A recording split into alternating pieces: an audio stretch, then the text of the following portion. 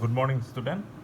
Last class আমি discuss কৰিছিলোঁ the magnetic field and motion of a charged particle in a magnetic field.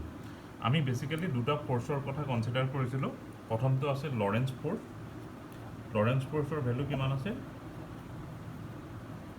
Lorenz force F is equal to কিমান আছিল? Q into V cross B vector. অৰ্থাৎ Q চাৰ্জৰ এটা particular যদি B magnetic field এখনত V ভেলচিটিত move কৰে তেতিয়াহ'লে তাৰ ওপৰত যিটো লৰেঞ্জ ফোৰ্স হয় তাৰ ভ্যালুটো কিমান হয়? Q into V cross B. এইটো আমি লাষ্ট ক্লাছত ডিছকাছ কৰিছিলোঁ. আৰু আমি লগতে এটা কাৰেণ্ট কেৰিং কণ্ডাক্টৰৰ ওপৰত আমি যদি কাৰেণ্ট কেৰিং কণ্ডাক্টৰটো মেগনেটিক ফিল্ডখনত ৰাখোঁ তেতিয়াহ'লে কাৰেণ্ট কেৰিং কণ্ডাক্টৰটোৰ ওপৰত কিমান ফোৰ্স এক কৰিব সেইটো আমি ডিৰাইভেশ্যন কৰিছিলোঁ. আৰু সেই ফোৰ্সটোৰ ভ্যালু কিমান আছিল? F is equal to I into L cross B vector. হয়নে? ইয়াত এলৰ ডাইৰেকশ্যনটো কোনটো ডাইৰেকশ্যন ধৰা হয়? সাপোজ এডাল যদি কণ্ডাক্টৰ হয় আৰু কণ্ডাক্টৰটোৰ মাজতে যদি আই কাৰেণ্ট ফ্লো হৈ থাকে তেতিয়াহ'লে এলৰ ডিৰেকশ্যনটো ধৰা হয় towards the direction of current. হয়, আৰু আমি এল লেংথৰ কণ্ডাক্টৰটো আমি কোন মেগনেটিক ফিল্ডখনত ৰাখিছোঁ? বি মেগনেটিক ফিল্ডখন. হ'ল, ইয়াত বিৰ ক্ৰছ চিন দিলে তাৰ মিনিংটো কি? The magnetic field is acting into the plane of paper. আৰু যদি আমি ডট চিম্বল ইউজ কৰোঁ তাৰ মিনিংটো হৈছে magnetic field is acting outside of the plane of paper. হয়, গতিকে এইখিনি আমি লাষ্ট ক্লাছত পঢ়িছিলোঁ. হা, এতিয়া আজি আমি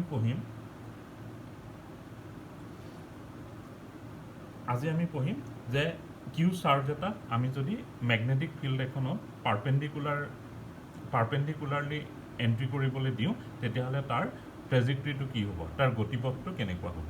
হয়, কাৰণ আমি জানো কিউ চাৰ্জ এখন মেগনেটিক ফিল্ডত যদি আমি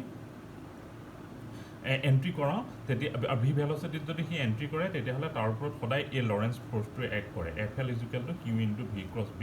এতিয়া এই ফোৰ্সটো এক কৰাৰ কাৰণে পাৰ্টিকলটোৰ যিটো গতিপথ ট্ৰেজেক্টৰী সেইটো কেনেকুৱা হ'ব আমি সেইটো আজি ষ্টাডি কৰিম.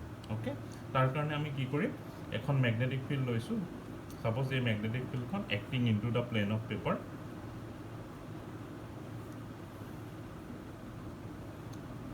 হ'ল, আৰু এতিয়া কি হৈছে? কিউ চাৰ্জ এটাই সাপোজ কিউ চাৰ্জটোৰ mass M, suppose it may be electron. ই কি কৰিছে? ভি ভেলচিটিত মেগনেটিক ফিল্ডখনত এণ্ট্ৰি কৰিছে. আৰু ভি ভেলচিটিটো এনেকুৱা যাতে V is perpendicular to the magnetic field. Okay, V is perpendicular to the magnetic field. So what will be the value of the Lorentz force that acts on this particle? That will be FL is equal to Q into V cross B vector. হয় না? এটাটো কিমান হ'ব? Q VB sin theta into MK. হ'ল, আৰু এটোৰ value কিমান হ'ব? Q VB sin 90 degree. কাৰণ ম্যাগনেটিক ফিল্ডখন ভেলচিটিৰ সৈতে পাৰপেণ্ডিকুলাৰ. গতিকে এটো কিমান হ'ব আমাৰ এতিয়া? F is equal to Q VB into MK. হ'ল, এতিয়া চোৱা যেতিয়া এই ফোৰ্সটো যেটো লৰেঞ্জ ফোৰ্স এই চাৰ্জ পাৰ্টিকলটোৰ ওপৰত এক কৰিব সেই লৰেঞ্জ ফোৰ্সটো কি হ'ব? It will be perpendicular to the plane containing V and B. অৰ্থাৎ সাপোজ বি যদি আমি এক্স ডিৰেকশ্যনত ধৰোঁ আৰু ভি যদি আমি y ডিৰেকশ্যনত ধৰোঁ তেতিয়াহ'লে লৰেঞ্জ ফোৰ্সটো কোন ডিৰেকশ্যনত থাকিব? Perpendicular to the plane containing X and Y. গতিকে এইখন যদি এক্স এণ্ড ৱাই প্লেন হয় তেতিয়াহ'লে সি সদায় জেড ডাইৰেকশ্যনত থাকিব. হ'ল, এতিয়া ইছ্যুটো কি হ'ল যে যিহেতু এই লৰেঞ্জ ফোৰ্সটো মেগনেটিক ফিল্ডখনৰ ভেলচিটিৰ পাৰপেণ্ডিকুলাৰ হৈ আছে সেইকাৰণে কি হয় এই ফোৰ্সটোৱে কোনো ধৰণৰ ৱৰ্ক ডান কৰিব নোৱাৰে. তাৰ এটা আটাইতকৈ ইজি এক্সাম্পল হ'ল সাপোজ আমি যেতিয়া খোজকাঢ়ি ৰাস্তা দি গৈ থাকোঁ তেতিয়া গ্ৰেভিটিয়ে আমাৰ ওপৰত এক কৰি থাকে. হয়, এতিয়া সেই ফোৰ্স অফ গ্ৰেভিটিয়ে আমাৰ ওপৰত কোনো ধৰণৰ ৱৰ্ক ডান নকৰে কাৰণ ফোৰ্স অফ গ্ৰেভিটিটো কি হয় আমাৰ ওপৰত পাৰপেণ্ডিকুলাৰলি এক কৰে. কিন্তু আমি যেতিয়া ওপৰলৈ জাপ মাৰোঁ তেতিয়াহ'লে ফোৰ্স অফ গ্ৰেভিটিয়ে আমাৰ ওপৰত অপজিট ডিৰেকশ্যনত এক কৰে. সেইকাৰণে গ্ৰেভিটিৰ এগেইনষ্টে কাম কৰিবলৈ আমি কাম কৰিব লগা হয়. সেইকাৰণে আমাৰ ৱৰ্ক ডান হয় যেতিয়া আমি জাপ মাৰোঁ. কিন্তু আমি ৰাস্তাটি খোজকাঢ়ি গৈ থাকিলে যেহেতু পাৰপেণ্ডিকুলাৰ ফ'ৰ্চ হয় গ্ৰেভিটিটো সেইকাৰণে গ্ৰেভিটিয়ে আমাৰ ওপৰত কোনো ধৰণৰ ৱৰ্ক ডাউন নকৰে হা সিমিলাৰলি ইয়াতো একে কথাই খাটে হা এই লৰেঞ্চ ফ'ৰ্চটো কি হয় ভেলচিটিৰ পাৰপেণ্ডিকুলাৰ হৈ থাকে গতিকে এই লৰেঞ্চ ফ'ৰ্চটোৱে কোনো ধৰণৰ ৱৰ্ক ডাউন চাৰ্জ পাৰ্টিকলটোৰ ওপৰত কৰিব নোৱাৰে হয় এটা চাৰ্জ পাৰ্টিকল এটাৰ ওপৰত ৱৰ্ক ডাউন কৰা মানে কি আইদাৰ চাৰ্জ পাৰ্টিকলটোৰ ভেলচিটি ইনক্ৰিজ কৰা বা ভেলচিটি ডিক্ৰিজ কৰা মানে চাৰ্জ পাৰ্টিকলটো কি এক্সেলাৰেট কৰে ভেলচিটি ইনক্ৰিজ আৰু ডিক্ৰিজকে আমি এক্সেলাৰেশ্যন বুলি কওঁ হয় গতিকে যেহেতু লৰেঞ্চ ফ'ৰ্চে চাৰ্জ পাৰ্টিকলটোৰ ওপৰত কোনো ধৰণৰ ৱৰ্ক ডাউন কৰিব নোৱাৰে তেতিয়াহ'লে সেইকাৰণে কি হয় এই যিটো ভেলচিটিৰ মেগনিচিউডটো আছে এই মেগনিচিউডটোৰ কোনো ধৰণৰ চেঞ্জ নহয় ভেলচিটিৰ মেগনিচিউড আগতে যিটো ভেলচিটিত সি এণ্টাৰ কৰিছিল ভেলচিটিৰ মেগনিচিউডটো চেম থাকিব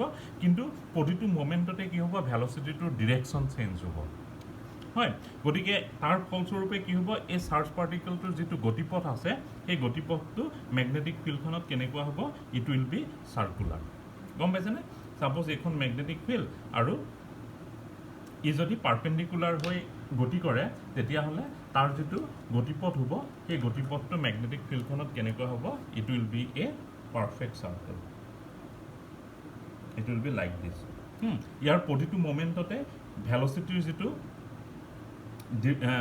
ডিৰেকশ্যন সেই ডিৰেকশ্যনটো চেঞ্জ হৈ থাকিব কিন্তু তাৰ যিটো গতিপথ তাৰ যিটো মেগনিচিউড সেই মেগনিচিউডটোৰ কোনো ধৰণৰ চেঞ্জ নহয় হয় সেইকাৰণে কি হ'ব এই পাৰ্টিকলটোৰ যিটো গতিপথ সেই গতিপথটো এটা পাৰফেক্ট চাৰ্কেল হ'ব গতিকে ইয়াৰ পৰা আমি গম পাইছোঁ যে মেগনেটিক ফিল্ডত যদি কোনো এটা চাৰ্জ পাৰ্টিকুলে পাৰপেণ্ডিকুলাৰলি এণ্টাৰ কৰে তেতিয়াহ'লে তাৰ গতিপথটো সদায় এটা পাৰফেক্ট চাৰ্কেল হ'ব হ'ল আৰু তোমালোকে ক্লাছ 11তে পঢ়িছিলা যে যেতিয়া এটা পাৰ্টিকল চাৰ্কুলাৰ ট্ৰেজেক্টৰীত মুভ কৰে তেতিয়া তাৰ ওপৰত এটা চেণ্ট্ৰিপিটেল ফ'ৰ্চে এক্ট কৰে হ'ল আৰু চেণ্ট্ৰিপিটেল ফ'ৰ্চটো কেনে হয় সাপোজ এইটো চাৰ্কলটো চাৰ্কল চেণ্ট্ৰিপিটেল ফ'ৰ্চৰ ডিৰেকশ্যনটো সদায় কি হ'ব towards the centre of the circle it will be like this only will be towards the center of the circle আৰু এই চেণ্ট্ৰিপিটেল ফ'ৰ্চটোৰ ভেলু কিমান হয় সাপোজ ই ভি ভেলচিটিত চাৰ্জ পাৰ্টিকলটোৱে মুভ কৰিছে গতিকে তাৰ চেণ্ট্ৰিপিটেল ফ'ৰ্চৰ যিটো ভেলু হ'ব F centripetal will be equal to m v square divided by r ইয়াত rটোৱে কি বুজাব এই যিটো চাৰ্কুলাৰ ৰেডিয়াছ সেই চাৰ্কুলটোৰ ৰেডিয়াছ বুজাব হ'ল আৰু এই এফ চেণ্ট্ৰিপিটেল ফ'ৰ্চটো কোনটো ফ'ৰ্চে ক্ৰিয়া কৰিছে এই এফ চেণ্ট্ৰিপিটেল ফ'ৰ্চটো কোনটো ফ'ৰ্চে প্ৰভাইড কৰিছে it will be provided by the Lorentz force কাৰণ পাৰ্টিকলটোৰ ওপৰত অনলি এটা ফ'ৰ্চে এক্ট কৰিছে সেইটো হৈছে লৰেঞ্চ ফ'ৰ্চ আৰু তাৰ লৰেঞ্চ ফ'ৰ্চে এক্ট কৰাৰ কাৰণে পাৰ্টিকলটোৰ গতিপথটো কেনেকুৱা হৈছে চাৰ্কুল হৈছে ওকে গতিকে এই M V square divided by R যিটো চেণ্ট্ৰিপিটেল ফ'ৰ্চ আছে এই চেণ্ট্ৰিপিটেল ফ'ৰ্চটোৰ ভেলু কাৰ সৈতে ইকুৱেল হ'ব এতিয়া কিউ ভি ইনটু বি হ'ল এতিয়া আমি ভি ভি এনেদৰে কেঞ্চেল কৰিব পাৰোঁ গতিকে এইটো কিমান হ'ব M V divided by R is equal to Q into B হয় ভি ভি আমি কেঞ্চেল কৰিছোঁ গতিকে আমি কি লিখিব পাৰোঁ M V divided by R is equal to Q into B ইয়াৰ পৰা আমি চাৰ্জ পাৰ্টিকলটোৰ ৰেডিয়াছ আমি উলিয়াব পাৰোঁ ৰেডিয়াছটো কিমান হ'ব এতিয়া M V divided by Q into B M V divided by Q into B এইটো হৈছে চাৰ্জ পাৰ্টিকলটোৰ ৰেডিয়াছ হ'ল এতিয়া চোৱা এই টেকনিকটো ইউজ কৰি আমি ইলেক্ট্ৰন প্ৰটন এই চাৰ্জ পাৰ্টিকলবিলাকক আমি কি কৰিব পাৰোঁ ছেপাৰেট কৰিব পাৰোঁ ওকে কাৰণ এতিয়া চোৱা ইলেক্ট্ৰন এটাৰ মাছ কিমান হয় M is equal to 9.1 into 10⁻³ kilogram আৰু প্ৰটন এটাৰ মাছ কিমান হয় 1.67 ইনটু 10⁻27 কিলোগ্ৰাম হ'ল এতিয়া যদি আমি ইলেক্ট্ৰন আৰু প্ৰটন দুইটা পাৰ্টিকুলকে কি কৰোঁ পাৰপেণ্ডিকুলাৰলি এখন মেগনেটিক ফিল্ডত ইকুৱেল ভেলচিটিত পঠিয়াই দিওঁ তেতিয়াহ'লে এই এম ভিৰ যিটো ভেলু এম ভিটোৱে কি বুজায় momentum P is equal to M V mass into velocity এইটোৱে মমেণ্টাম বুজায় হয় গতিকে প্ৰটনৰ যিটো মমেণ্টাম হ'ব সেই মমেণ্টামটোৰ value P for proton M V for proton এইটো কি হ'ব will be greater than M V for electron কাৰণ ইলেক্ট্ৰনৰ মাছ কম আৰু ভেলচিটি আমি দুইটাৰে একে বুলি ধৰিছোঁ হয় গতিকে প্ৰটনৰ যিটো ৰেডিয়াছৰ ভেলুটো কি হ'ব ইলেক্ট্ৰনৰ ৰেডিয়াছৰ ভেলুতকৈ ডাঙৰ হ'ব কিমান টাইম ডাঙৰ হ'ব তাৰ মাছ যিমান টাইম বেছি হয় যদি সি ইকুৱেল ভেলচিটিত দুইটা পাৰ্টিকুল এণ্ট্ৰি কৰে তেতিয়াহ'লে ৰেডিয়াছৰ ভেলুটো মাছৰ সৈতে সমানুপাতিকভাৱে বাঢ়িব হয় গতিকে ইলেক্ট্ৰনৰ ট্ৰেজেক্টৰীটো যদি এনেকুৱা হয় তেতিয়াহ'লে প্ৰটনৰ কি হ'ব প্ৰটনৰ যিটো চাৰ্কুলত সি মুভ কৰিব সেই চাৰ্কুলটোৰ কি হ'ব ৰেডিয়াছটো ডাঙৰ হ'ব হয় দিছ ইজ ফৰ প্ৰটন আৰু this is for electron okay গতিকে ইয়াৰ পৰা আমি কি কৰিব পাৰোঁ এনেদৰে চাৰ্জবিলাক আমি ছেপাৰেট কৰিব পাৰোঁ যদি সমান ভেল'চিটিত যদি মুভ কৰাই দিওঁ তেতিয়াহ'লে according to the mass of the particle চাৰ্কুলটোৰ ৰেডিয়াছটো বেলেগ বেলেগ হ'ব মই জাষ্ট কেলকুলেশ্যন এটা কৰি দেখুৱাই দিছোঁ ইলেক্ট্ৰনৰ ৰেডিয়াছটো প্ৰটনৰ ৰেডিয়াছতকৈ কিমান সৰু হ'ব হা নেক্সট পেজত মই সেই কেলকুলেশ্যনটো কৰিছোঁ এতিয়া চোৱা R ইজ ইকুৱেল টু কিমান হয় mv divided by Q into B হ'ল এতিয়া প্ৰটনৰ কাৰণে R proton mp divided by v Q proton into magnetic field okay আৰু R ইৰ ভেলু কিমান হ'ব me v QE into B velocity আৰু মেগনেটিক ফিল্ড দুইটাৰ ক্ষেত্ৰতে ভেলুটো ছেম হয় গতিকে RP ডিভাইডেড বাই RE কিমান হ'ব এতিয়া MP ডিভাইডেড বাই ME ওপৰত যাব QE ডিভাইডেড বাই QP এতিয়া ইলেক্ট্ৰন আৰু প্ৰটন দুইটাৰে চাৰ্জৰ ভেলু একে হয় তাৰ ভেলুটো কিমান 1.6 ইনটু 10 টু দি পাৱাৰ -90 ক'লো গতিকে এই দুটা কেনচেল হ'ব MP ডিভাইডেড বাই ME MPৰ ভেলু কিমান 1.67 ইনটু 10 টু দি পাৱাৰ 27 MEৰ ভেলু কিমান 9.1 into 10 to the power -31 okay so' 1.67 divided by 9.1 into 10 to the power -27 plus 31 গতিকে এটো কিমান হ'ব 1.67 divided by 9.1 into 10 to the power 4 হয় গতিকে অলমোস্ট 10 to the power 3 মই ক্যালকুলেশনটো ফুললি কৰা নাই গতিকে হি কিমান হ'ব প্ৰটনৰ যেটো ৰেডিয়াস হেতু ইলেক্ট্ৰনৰ ৰেডিয়াসতকৈ কিমান টাইম বাঢ়িব 1000 টাইমছ